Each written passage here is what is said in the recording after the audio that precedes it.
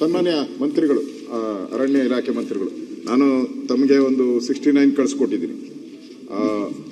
Jalahalli ಸರ್ಕಲಲ್ಲಿ, Gangamma circle, Jalahalli ಸರ್ಕಲಲ್ಲಿ ಸುಮಾರು 452 ಎಕರೆ reserve forest ಇದೆ. ಹಿಂದೆ ಮೈಸೂರು ಮಹಾರಾಜರು 1940ನೇ ಇಸ್ವಿಯಲ್ಲಿ ಅಲ್ಲಿ ಶ್ರೀಗಂಧ ರಿಸರ್ವ್ ಫಾರೆಸ್ಟ್ ಅಂತ, ಅದು ನಮ್ಮ ಮನೆ ಹತ್ರನೇ ಇರೋದು ಅಧ್ಯಕ್ಷರೇ, ನಮ್ಮ ಮನೆ ಎದುರುಗಡೆ. ಅಲ್ಲಿ ಶ್ರೀಗಂಧನ ಯಾರು ನೆಡಕ್ಕೆ ಹೋಗಲ್ಲ, ತಾನಾಗೆ ತಾನೇ ಬೆಳೀತೈತೆ ಅಲ್ಲೆಲ್ಲ. ಎಂಟೈರ್ ಏರಿಯಾ ಶ್ರೀಗಂಧ ಏರಿಯಾ. ಅದನ್ನ ಮೈಸೂರು ಮಹಾರಾಜರು ಗುರ್ತು ಮಾಡಿ ಈ 452 ಎಕರೆನ ಒಂದು ಫಾರೆಸ್ಟ್ ಅಂತ ಘೋಷಣೆ ಮಾಡಿದ್ರು 1940ಯಲ್ಲಿ. ಗೆಜೆಟ್ ಆಯ್ತು. ಅದಾದ್ಮೇಲೆ ಏನಾಯ್ತು, ಹಿಂದೆ ಜನತಾದಳ ಸರ್ಕಾರ ಇದ್ದಾಗ ರಾಮಕೃಷ್ಣ ಹೆಗಡೆ ಅವ್ರಿಗೆ ಗೊತ್ತಿಲ್ಲ ಪಾಪ, ರೆವಿನ್ಯೂ ಇದರಲ್ಲಿ ಇದನ್ನ ರೆವಿನ್ಯೂ ಇಲಾಖೆ ಜಮೀನ್ ಅಂತ ತೋರ್ಸ್ಕೊಂಡ್ಬಿಟ್ಟಿದ್ರು. ಅದನ್ನೇನ್ ಮಾಡಿದ್ದಾರೆ, ಏರ್ಫೋರ್ಸ್ಗೆ ಕೊಟ್ಟಿದ್ದಾರೆ, ದುಡ್ಡು ಕಟ್ಟಿ ಅಂತ ಹೇಳಿದ್ದಾರೆ. ಅವರು ದುಡ್ಡು ಕಟ್ಟಿಲ್ಲ ಏರ್ಫೋರ್ಸ್ ಅವರು. ಅದಾದ್ಮೇಲೆ ಗೊತ್ತಾಯ್ತು, ಅಲ್ಲಿ ಯಾರೋ ಒಬ್ಬ ನಮ್ಮ ಫಾರೆಸ್ಟ್ ಅಧಿಕಾರಿ, ನಾನು PSC ಚೇರ್ಮನ್ ಇದ್ದಾಗ ನನಗೆ ತಂದ್ಕೊಟ್ರು, ಸರ್ ಇದು ಫಾರೆಸ್ಟ್ ನೋಡಿ ಅಂತ. ನಾನು ನೋಡಿದೆ, ನಮ್ಮ ಲಾಯರ್ನೆಲ್ಲ ಕನ್ಸಲ್ಟ್ ಮಾಡಿದಾಗ ಅವ್ರು ಹೇಳಿದ್ರು, ರಿಸರ್ವ್ ಫಾರೆಸ್ಟ್ನ ಯಾವ ಕಾರಣಕ್ಕೂ ಯಾವುದೇ, ಅದು ಕೇಂದ್ರ ಇರ್ಬೋದು, ರಾಜ್ಯ ಇರ್ಬೋದು, ವಿಧಾನಸೌಧ ಏನು ಕಟ್ಟಕ್ ಬರೋದೇ ಇಲ್ಲ. ಅಷ್ಟು ಕೋರ್ಟ್ ಆರ್ಡರ್ಗಳಿದೆ. ಸುಪ್ರೀಂ ಕೋರ್ಟ್ ಆರ್ಡರ್ ಪದೇ ಪದೇ ವಾರ್ನ್ ಮಾಡಿದ್ದಾರೆ. ನಮ್ದು ಕೂಡ ಪರಿಸರ ಹಾಳಾಗ್ತಾ ಇದೆ. ನಮ್ದು 30% ಕೆಳಗಡೆ ಇದೀವಿ ನಾವು ಫಾರೆಸ್ಟ್ ಇದ್ರಲ್ಲಿ. ಫಾರೆಸ್ಟ್ ಉಳಿಸ್ಬೇಕು ನಾವು. ಫಸ್ಟ್ ಗಾಳಿ ಇದ್ರೆ ಆಮೇಲೆ ನಮ್ಗೆ HMT ಇರ್ಬೋದು, ಏರ್ ಫೋರ್ಸ್ ಇರ್ಬೋದು, ಆಮೇಲೆ ಆ ಗಾಳಿನೇ ಶುದ್ಧವಾದ ಗಾಳಿ ಸಿಗ್ತಾ ಇಲ್ಲ ಅಂದ್ಮೇಲೆ ಇದನ್ನ ಇವತ್ತು ಒತ್ತುವರಿ ಮಾಡ್ಕೊಂಡು ಇದು ಮಾಡಿದ್ದಾರೆ. ನಾನು PSC ಚೇರ್ಮನ್ ಇದ್ದಾಗ ನಾನು ಅಧಿಕಾರಿಗಳು ಕರೆದೆ, ಫಾರೆಸ್ಟ್ ಅಧಿಕಾರಿ, ಸರ್ ಇದು ಫಾರೆಸ್ಟ್ ಸರ್, ಮತ್ತೆ ಯಾಕೆ ಚೇಂಜ್ ಮಾಡಿಲ್ಲ ಅಂತ. ಇಮಿಡಿಯೇಟ್ ಆಗಿ ಅದನ್ನ ಪಾಣಿ ಮಿಟೇಷನ್ ಎಲ್ಲಾನು ಕೂಡ 6-7 ವರ್ಷದಿಂದನೇ ಚೇಂಜ್ ಆಗ್ಬಿಟ್ಟಿದೆ. ಪಾಣಿ ಮಿಟೇಷನ್ ಎಲ್ಲ ಎವ್ರಿಥಿಂಗ್ ಫಾರೆಸ್ಟ್ ಇದರಲ್ಲಿ. ಮೊನ್ನೆ ಅವರು ಒಂದು, ನಾವೆಲ್ಲ ಸಣ್ಣ ಹುಡುಗರಿದ್ದಾಗ ನಾವು ನಡ್ಕೊಂಡು ಹೋಗ್ತಾ ಇದ್ರಿ ಯಲಹಂಕಕ್ಕೆ, ರೋಡ್ ಇತ್ತು, ಆ ರೋಡನ್ನು ಮುಚ್ಚಿಬಿಟ್ಟಿದ್ದಾರೆ. ಮೊನ್ನೆ ಕೇಳಿದ್ರೆ ಇದು ಏರ್ ಫೋರ್ಸ್ ನಮ್ದು ಅಂತ ಹೇಳ್ತಾ ಇದ್ದಾರೆ. ಅಂದ್ರೆ ನ್ಯಾಚುರಲ್ ಬಂಡಿ ಜಾಡಿತ್ತಲ್ಲ, ಅದನ್ನು ಕೂಡ ಕೋರ್ಟ್ ಆರ್ಡರ್ ತಂದು ಅದನ್ನು ಮುಚ್ಚಿಬಿಟ್ಟಿದ್ದಾರೆ. ನಮ್ಗೆ ಬೇರೆ ದಾರಿ. ಮತ್ತೆ ಮಾತಾಡ್ತಿದ್ರೆ ಅವರೆಲ್ಲರೂ ಕೂಡ ಈಗ ಗಂಗಮ್ಮ ಸರ್ಕಲ್ ಇದೆ, ಅಲ್ಲಿ ಫ್ಲೈಓವರ್ ಮಾಡಬೇಕು, ಅಂಡರ್ ಪಾಸ್ ಮಾಡಬೇಕು, ಬಿಡ್ತಾನೆ ಇಲ್ಲ ಅವರು. ಡೆವಲಪ್ಮೆಂಟ್ಗೂ ಬಿಡ್ತಾ ಇಲ್ಲ. ನಮಗೆ ಗೊತ್ತಿರೋ ಪ್ರಕಾರ ಬೆಂಗಳೂರಲ್ಲಿ, ಅಧ್ಯಕ್ಷರೇ, ಬೆಂಗಳೂರಲ್ಲಿ ಈ ಮಿಲಿಟರಿ ಅಂದ್ರೆ ಏರ್ ಫೋರ್ಸ್ ಇವೆಲ್ಲ ಕಾರ್ಪೊರೇಷನ್ಗಂತೂ ತೊಂದರೆ ಕೊಡ್ತಾರೆ. ಅಂದ್ರೆ ಅದು ಒಂದು ಫ್ಲೈಓವರ್ ಮಾಡಕ್ ಬಿಡಲ್ಲ, ಒಂದು ಅಂಡರ್ ಪಾಸ್ ಬಿಡಲ್ಲ, ಒಂದು ರೋಡ್ ವೈಡನಿಂಗ್ ಮಾಡಕ್ ಬಿಡಲ್ಲ. ಜಮೀನ್ ಮಾತ್ರ ನಾವು ಕೊಡ್ತಾ ಇರ್ಬೇಕು ಅವ್ರಿಗೆ, ಕೇಳಿದಷ್ಟು ಜಮೀನೆಲ್ಲ ಕೊಡ್ತಾ ಇರ್ಬೇಕು. ಅಷ್ಟು ಜಮೀನ್ ಕೊಟ್ರು ಕೂಡ ಅವರಿಂದ ಮತ್ತೆ ನಾವು ವಾಪಸ್ ತಗೊಂಡು, ಮೊನ್ನೆ ಹೇಳಿದ್ರಲ್ಲ ಲ್ಯಾಂಡ್ ಗ್ರಾಂಟ್ ಕೊಟ್ಬಿಟ್ಟು ವಾಪಸ್, ಆ ಸ್ಥಿತಿ ಇವತ್ತು ಇದ್ರ. ಅದಕ್ಕೆ ಯಾವುದೇ ಕಾರಣಕ್ಕೂ ಈ ಜಮೀನನ್ನ ದಯವಿಟ್ಟು ಪರಭಾರೆ ಮಾಡಬೇಡಿ. ಈಗಾಗಲೇ HMT ಬಗ್ಗೆ ಮಾತಾಡ್ತಾ ಇದ್ದೀರಾ, ಅದು ಕೇಂದ್ರ ಸರ್ಕಾರದೇ. ನೀವು ಪ್ರೆಸ್ ಮೀಟ್ ಮಾಡಿ ಎಲ್ಲ ಮಾಡಿದ್ದೀರಾ. ಇಲ್ಲಿ ಕನ್ಸ್ಟ್ರಕ್ಷನ್ ನಡೀತಾ ಇದೆ. ಡೆವಲಪ್ಮೆಂಟ್ ಮಾಡಕ್ಕೆ ಕಾರ್ಪೊರೇಷನ್ಗೆ ಏನು ಆಗ್ತಾನೆ ಇಲ್ಲ. ಗಂಗಮ್ಮ ಸರ್ಕಲ್ ಇದರಲ್ಲಿ ಓಡಾಡಕ್ಕೂ ಬಿಡ್ತಾ ಇಲ್ಲ. ಗನ್ ಹಿಡ್ಕೊಂತಾರೆ ಒಂದೊಂದ್ಸರಿ ಬಂದ್ಬಿಟ್ಟು. ನಾವೆಲ್ಲ ಸಣ್ಣ ವಯಸ್ಸಲ್ಲಿ ದಿನ ಇವತ್ತಿಗೂ ನಾನು ಹೋಗ್ತಾ ಇದ್ದೀನಿ, ಆ ರೋಡಲ್ಲೇ ಓಡಾಡ್ತೀನಿ. ನಾನು ಆ ರೋಡಲ್ಲೇ ಓಡಾಡೋದು. ಪ್ರತಿನಿತ್ಯ ಕಾಟ ನಮಗೆ. ಅವ್ರ ಹತ್ರ ನಾವು ನಿಲ್ಸ್ಬೇಕು, ಮಾತಾಡಬೇಕು, ಏನೂ ಇರಲಿಲ್ಲ ಮೊದಲೆಲ್ಲ. ಈಗ ಒಂದು 5 ವರ್ಷದಿಂದ ಶುರು ಮಾಡ್ಬಿಟ್ಟಿದ್ದಾರೆಲ್ಲ. ಅದರಿಂದ ಇದು ಫಾರೆಸ್ಟ್ ಲ್ಯಾಂಡಾ ಅಲ್ವಾ? ಫಾರೆಸ್ಟ್ ಲ್ಯಾಂಡ್ ಆಗಿದ್ರೆ ನೀವು ಯಾವಾಗ ಅದನ್ನ ತಗೊಳ್ತೀರಾ?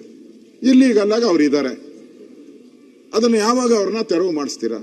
ಇಷ್ಟನ್ನು ಕೂಡ ಒಂದು ಪ್ರಶ್ನೆಯನ್ನ ನಾನು ತಮ್ಮ ಹತ್ರ ಹೇಳ್ತಾ ಇದ್ದೀನಿ ಅಷ್ಟೇ. ಇನ್ನೊಂದು, ಈ ಶ್ರೀಗಂಧದ ಬಗ್ಗೆ ನೀವು ದಯವಿಟ್ಟು ಇದು 1 ನಿಮಿಷ, ಇದು ಶ್ರೀಗಂಧದ್ದು ಹರಾಜು ಬಗ್ಗೆ ತಮಿಳುನಾಡಲ್ಲಿ ಒಳ್ಳೆ ರೇಟ್ಸ್ ಕೊಡ್ತಾರೆ. ಅಲ್ಲಿ ನಮ್ಮ ರಾಜ್ಯದಲ್ಲಿ ಈ ಹರಾಜಿಗೆ ರೇಟ್ಸ್ ಇಲ್ಲ ನೋಡಿ. ತಮಿಳುನಾಡಲ್ಲಿ 22,000 ಕೊಟ್ರೆ ಶ್ರೀಗಂಧ ಯಾರು ಬೆಳೀತಾ ಇದಾರಲ್ಲ, ನಾವು ಎನ್ಕರೇಜ್ ಮಾಡ್ತಾ ಇದ್ದೀರಿ ಶ್ರೀಗಂಧ ಬೆಳೆಯಕ್ಕೆ. ನಮ್ದು ಶ್ರೀಗಂಧ ನಾಡು, ತಮಿಳುನಾಡಲ್ಲ, ಶ್ರೀಗಂಧದ ನಾಡು ನಮ್ದು. ನಾವೇನ್ ಮಾಡ್ತಾ ಇದ್ದೀರಿ, 7,000 ರೂಪಾಯಿ ಕೊಡ್ತೀರಿ ಬೆಳೆಯೋರ್ಗೆ. ತಮಿಳುನಾಡಲ್ಲಿ 22,000 ಕೊಡ್ತಾ ಇದ್ದಾರೆ. ಇದು ಸಮಸ್ಯೆ ಆಗ್ತಾ ಇದೆ. ಇದನ್ನ ಅಲ್ಲಿ ತಾರತಮ್ಯ ಆಗದೆ ತಮಿಳುನಾಡಲ್ಲಿ ಏನ್ ರೇಟ್ ಇದೆ ಅಲ್ಲಿ ಕರ್ನಾಟಕದವ್ರಿಗೂ ಕೊಡಬೇಕು.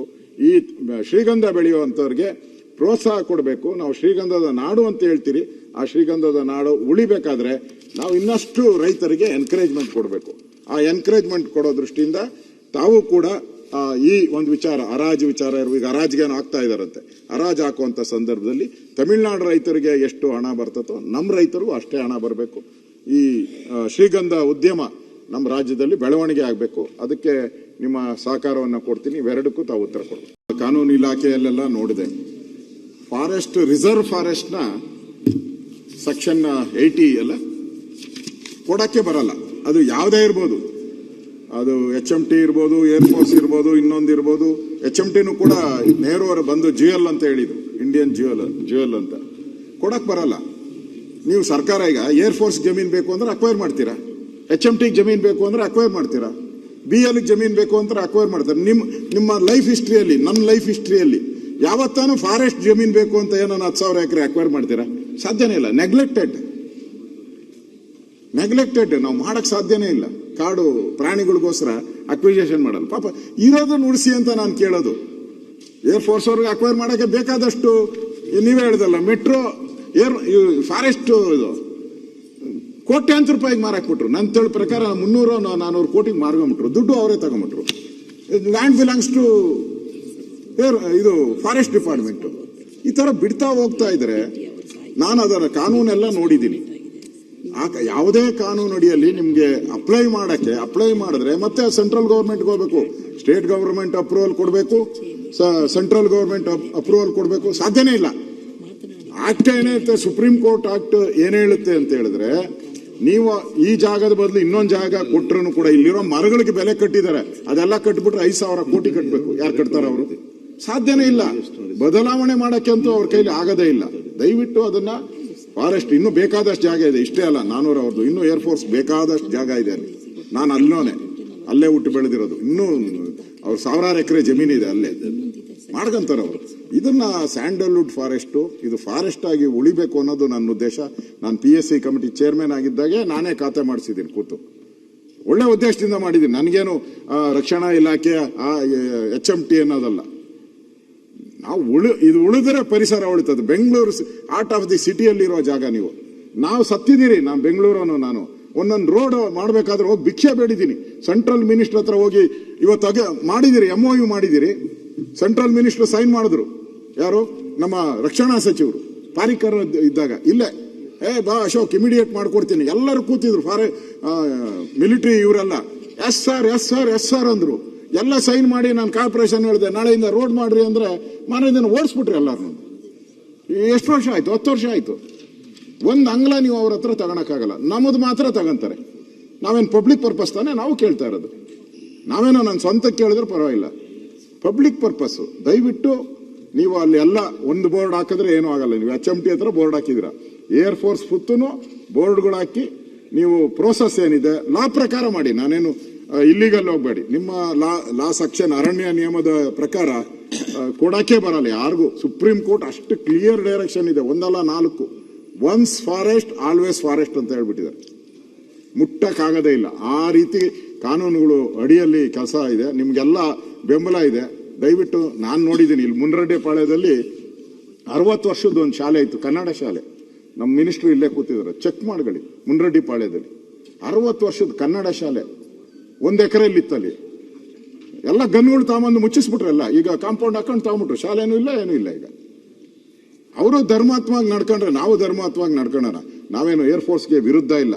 ನಮ್ಮ ರಕ್ಷಣಾ ಇಲಾಖೆ ಇದು ನಾವು ಮಾನವೀಯತೆ. ಸ್ಕೂಲು ಮಾನವೀಯತೆ, ಅಲ್ಲಿ ರಸ್ತೆಗಳು ಮಾನವೀಯತೆ, ಫಾರೆಸ್ಟು ಮಾನವೀಯತೆ. ಆ ದೃಷ್ಟಿಯಿಂದ ದಯವಿಟ್ಟು ಇದರ ಬಗ್ಗೆ ಕ್ರಮ ತೆಗೆದುಕೊಳ್ಳಿ. ಈ ಒಂದು ಜಮೀನನ್ನು ಫಾರೆಸ್ಟ್ ಆಗಿ ಉಳಿಸಿ ಅನ್ನೋ ವಿನಂತಿಯನ್ನು ಮಾಡ್ತೀನಿ.